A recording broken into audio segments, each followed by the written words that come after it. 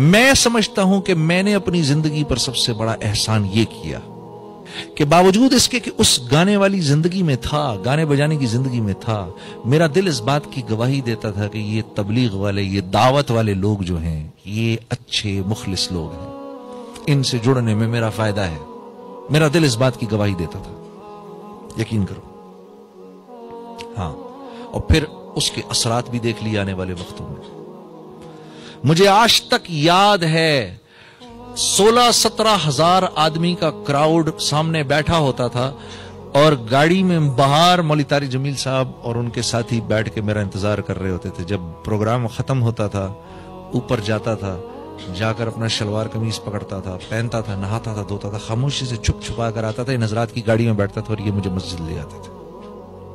میرا دل اس بات کی گواہی دیتا تھا یہ اچھے لوگ ہیں، ان سے جڑے رہنا جنہیں، باوجود اس کے کہ ان کی بات کبھی سمجھ میں آئے نہ آئے۔ رائمنڈ پہنچا، پہلا سبق سیکھا،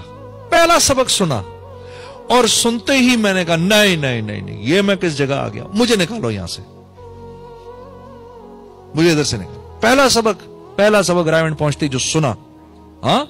محنت سے مال نہیں ملتا، مال سے چیزیں نہیں ملتی، چیزوں میں راحت نہیں، راحت اللہ کے حکموں میں ہے۔ پہلا سبق جو رائمنڈ میں سنا، اور سنتے ہی دماغ نے فوراً انکار کر دیا۔ یہ کیا باتیں کرتے ہیں یہ لوگ، آسمانی باتیں، آسمانی باتیں۔ یا میں نے ایک مولانا سے آسمانی باتیں کرتے ہیں، کہتے ہیں الحمدللہ ہم واقعی آسمانی باتیں کرتے ہیں، ہماری ساری باتیں یا تو آسمان سے اوپر کی ہیں یا زمین سے نیچے کی ہیں، بیچ کا ہمیں کچھ نہیں پتا، اور واقعی رائمنڈ کے مقیموں کو واقعی بیچ کا کچھ نہیں پتا۔ عجیب،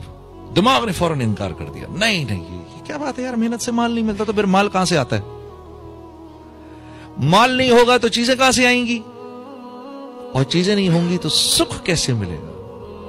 یہ تو اتنا بولنا پڑے گا، اتنا بولنا پڑے گا وظیفے کی طرح، جیسے اللہ اللہ اللہ اللہ بولتے ایسے بولنا پڑے گا۔ اب میرا ایک دوست، میں نے اپنے ایک دوست کو دیکھا ذکر کر رہا، وہ ذرا سی اونچی آواز میں ذکر کر رہا، تو اب اگر کوئی کر رہا ہے سبحان اللہ الحمدللہ، تو سمجھ تو آ رہی ہے نا کیا ذکر کر رہا ہے، یا اللہم صلی علی محمد، سمجھ میں آ رہی ہے کیا ذکر کر رہا ہے، استغفر اللہ العظیم، سمجھ میں آ رہا کیا، اب وہ ذکر کر رہا، اب اس کا ذکر یہ چل رہا، دنیا دھوکے کا گھر ہے مچھر کا پر ہے، دنیا دھوکے کا گھر ہے مچھر کا پر ہے، دنیا دھوکے کا گھر ہے مچھر کا پر ہے، دنیا میں کیا بول رہا ہے بھائی، تو کہہ رہا میں بول رہا ہوں دنیا دھوکے کا گھر ہے مچھر کا پر ہے، دنیا دھوکے کا گھر ہے مچھر کا پر ہے۔ ارے یہ کون سا ذکر ہے، کہتے ہیں بھائی یہی تو سب سے ضروری ذکر ہے یار، یہی تو سمجھ نہیں آتی، میں یہ 300 دفعہ پڑھتا ہوں روز،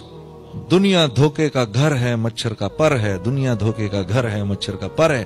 اور دل اندر سے کہتا ہے نہیں، میں پھر کہتا ہوں دنیا دھوکے کا گھر ہے مچھر کا پر ہے، دل کہتا ہے نہیں، میں پھر کہتا ہوں دنیا دھوکے کا گھر ہے مچھر کا پر ہے، دل کہتا ہے نہیں، مان بھی جاتا ہے ہاں ٹھیک ہے، لیکن ہاں لیکن کا مطلب کیا ہے، پچھلی ساری باتیں جو تھیں وہ تو فضول تھیں، اب جو بات کرنے والوں میں یہ ضروری بات۔ تو یہ بول جتنے بولیں گے بولیں گے بولیں گے بولیں گے بولیں گے، اللہ کی قسم یہ بول سچے ہیں، کیونکہ اللہ کی تو ساری باتیں سچی ہیں، ہمارے یقین کمزور ہیں، ہمارے یقین